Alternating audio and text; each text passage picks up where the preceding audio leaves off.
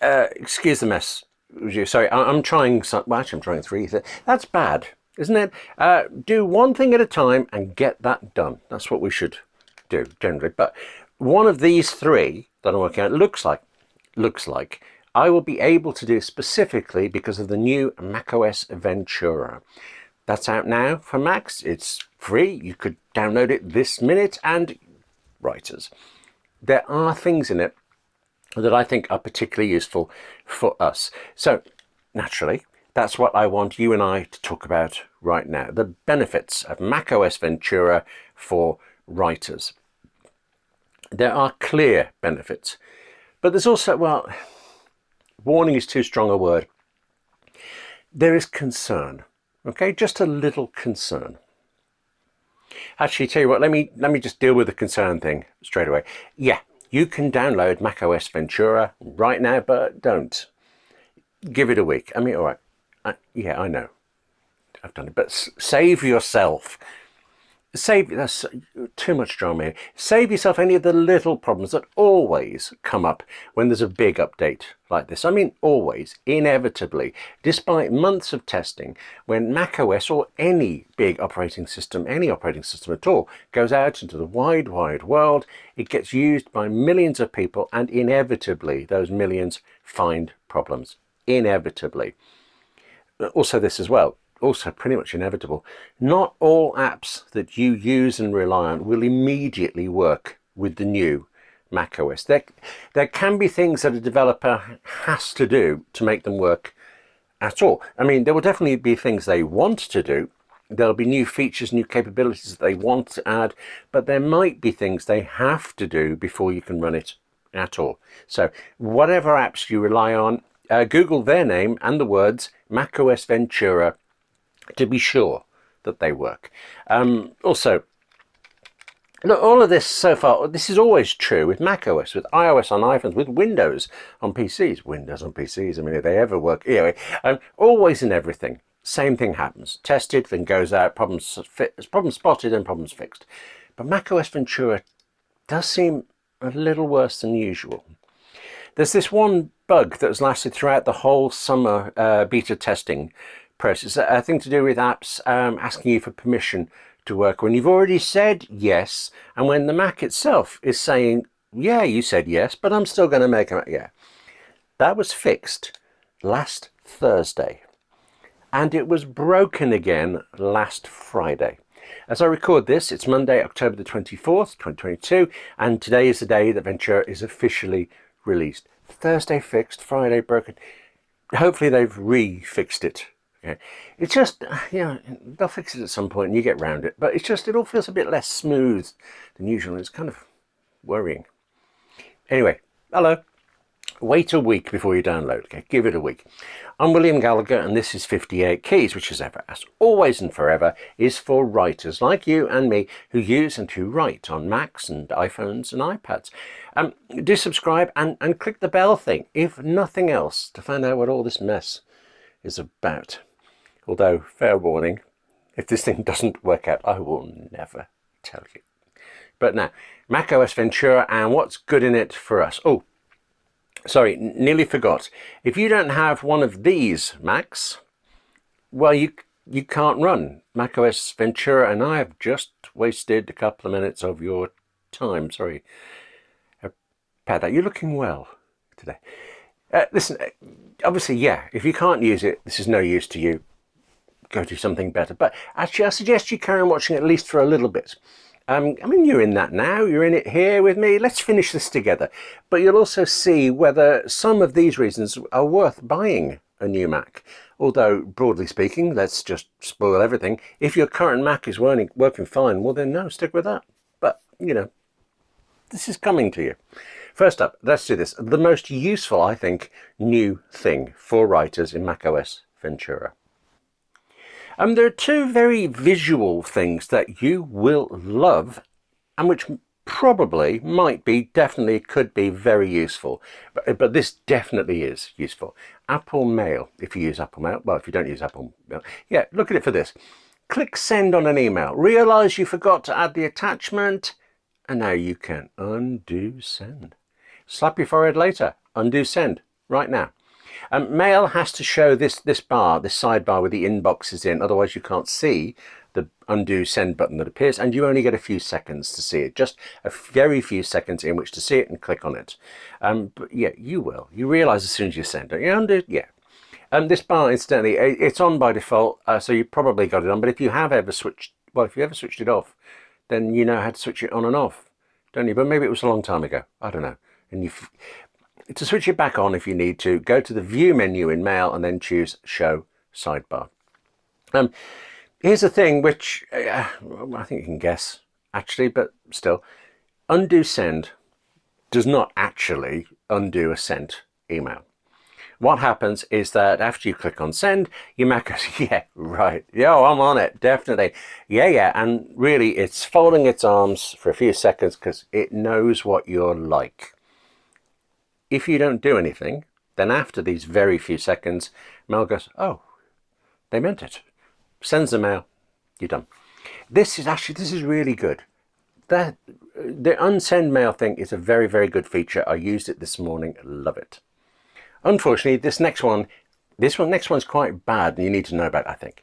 Once that email has gone, Apple Mail may keep an eye on it to see if you ever get a reply. If Apple Mail thinks that email is important and you don't get a reply within something like 3 days, well, Mail is going to take your original email that you sent and put it in your inbox up at the top as a reminder that, well, you should be doing something about this. You should be following this up. And it is dreadful. First, your inbox is now showing you an email that you sent. That's appeared to me. I've assumed that is the reply I've got. But more aggravatingly than anything, I mean, that's pretty aggravating. It distracts you and every time it takes me a beat to realize. But you can't control this whatsoever. Actually, it's so bad at this, I can't even rig it to show you what it looks like when it happens. Although, if it happens again before we're done talking, I am definitely taking a screenshot, which will appear here. Did it? No. Even if I can't purposely choose to rig it to show you this thing, you're going to see it anyway in your own email at some point after you've updated to macOS Ventura. And as I say, nothing you can do about it. Which means you cannot say to Mail that this email is important. I want to be followed up and reminded about that one, but this email over here, not so much. Mail knows best, except it really doesn't. Over the last 3 months or so, 2 or 3 months that I've been testing the beta version of macOS Ventura, I don't believe there's been a single time when Mail was right.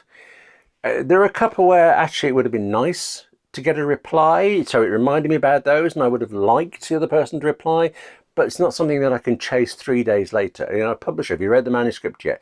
Not going to happen. And most of the time, anyway, what I get so urgently reminded about are emails where no reply was ever needed. I'll have emailed somebody and said, thanks, and that's it. And probably they don't reply to say, it's just so exasperating. So, hang on, if that's bad, and the undo send is good, well, it's a bit Goldilocks here. There's a thing in the middle. There's another email feature and it's right in the middle. It's called Remind Me. And it's okay, maybe. Say you get an email from me and you don't want to deal with it right now. You can right click on it, choose Remind Me and pick to be reminded about this email in an hour or tonight or tomorrow or also some very specific time that you choose. Sounds all right, really? It also actually doesn't sound new. Plenty of other email services have this feature and they all do it better. What they do and what should happen is an email comes into your inbox. You do this thing, you're busy or it's just, I can't cope with them yet. You choose Remind Me in an hour or whenever and the email vanishes. It goes away, comes back in an hour or whenever. Not with Apple Mail. With Apple Mail, the email sits there, just where it was. If you choose to move it out of the way, get it out of your sight for a bit, well, then the Remind Me feature is just switched off. And after an hour or whatever, all it does is it moves that email back up to the top of the inbox. So if you've had a lot of emails, it moves up to the top. If you haven't, it's where it was. But it's where it was for the entire hour. or whenever. That email, it's like it's throbbing at you in your inbox. And whatever it was that meant you couldn't deal with it then, well, that you meant you didn't have time to think about it or act on it, and you just want to push it out of the way while you concentrate, well, it's still pressing away at you for the entire hour. Undo send. Great. Follow up. Pants. Remind me it's unfinished. Let me show you, that's all very text-based, isn't it, Mal? So let me show you something more visual. Brand new to macOS Ventura is Stage Manager, and I bet you've heard of it if you've heard of anything in the new release, because this is the feature that Apple's practically been shouting about. Actually, tell you what, best to show you. Here's my Mac desktop, right? Let's have a look at it with a pile of windows opened, and earlier on, previously, I littered the desktop with documents like that, a few icons all over the place.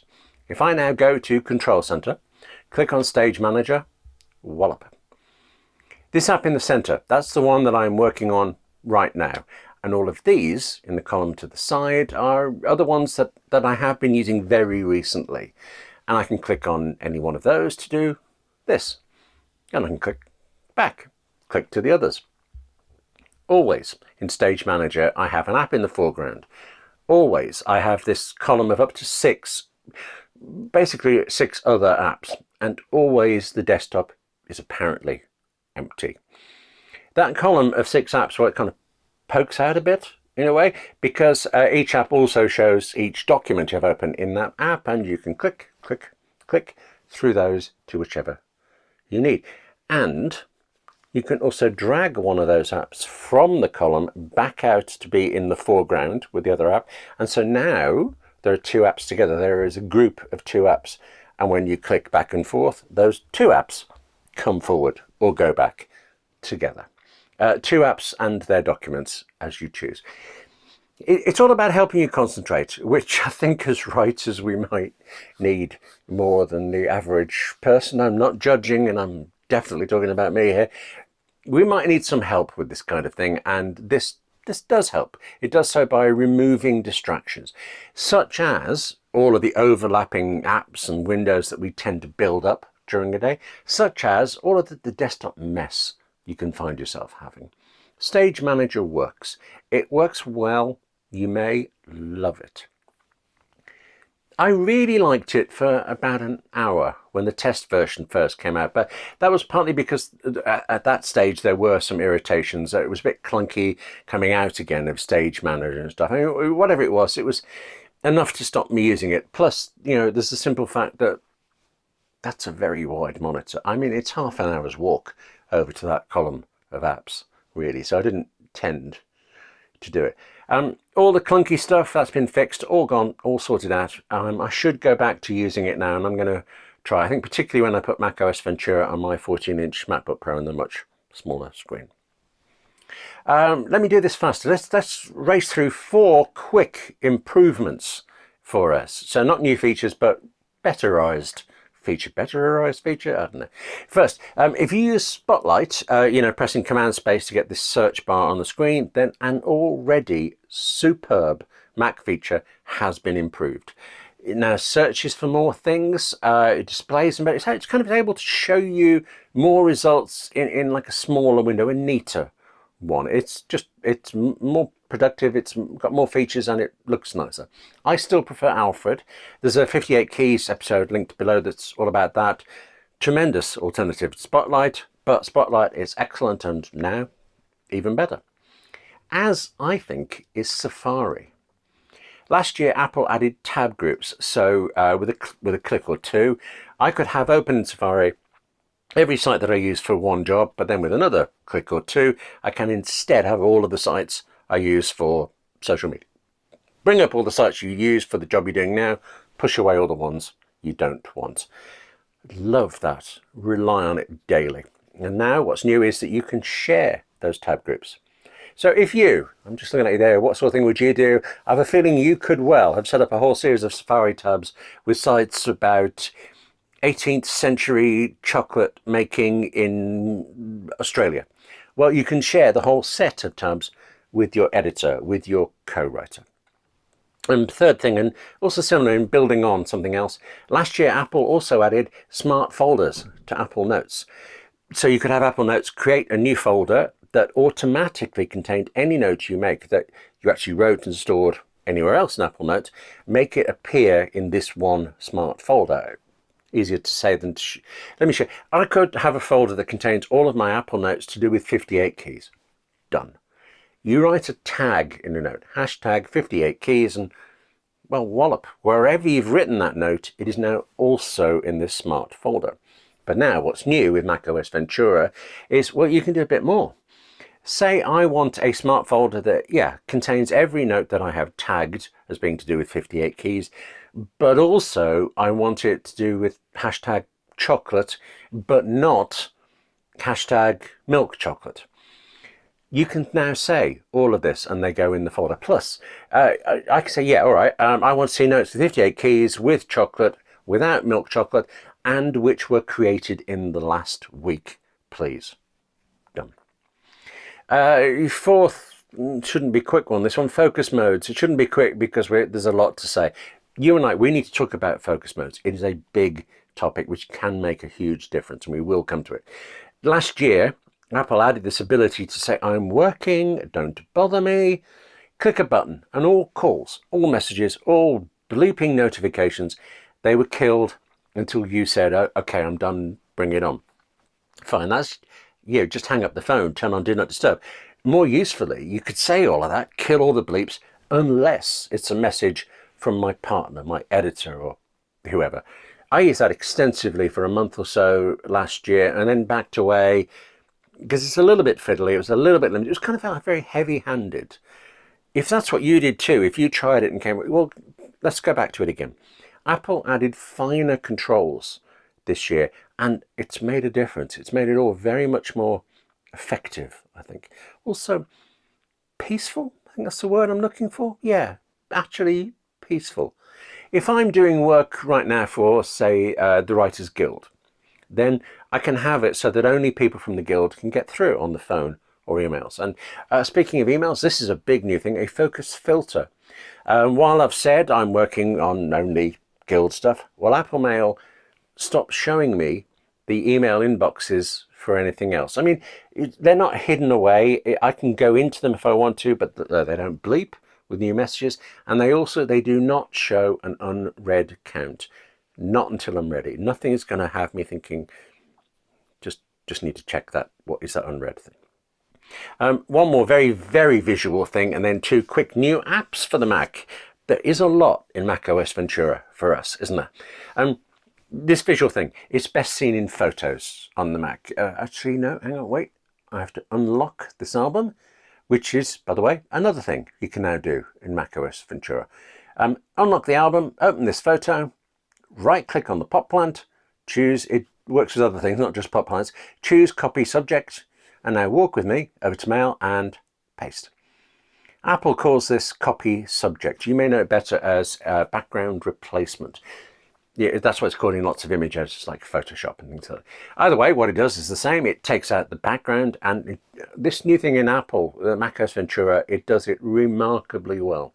I mean, I've shown you this in Photos, but actually it works anywhere on your Mac. You can do this to an image on a website in Safari, for instance. Cut out your X, maybe cut up, yeah. And this feature, by the way, it is also on iPhones and iPads, but there, the image you get, it's really small. It's meant for copying, yes, but then just popping into messages, not for anything more or bigger. This is handier for doing more involved work, preparing images to send to your website, to your publisher, things like that. New apps.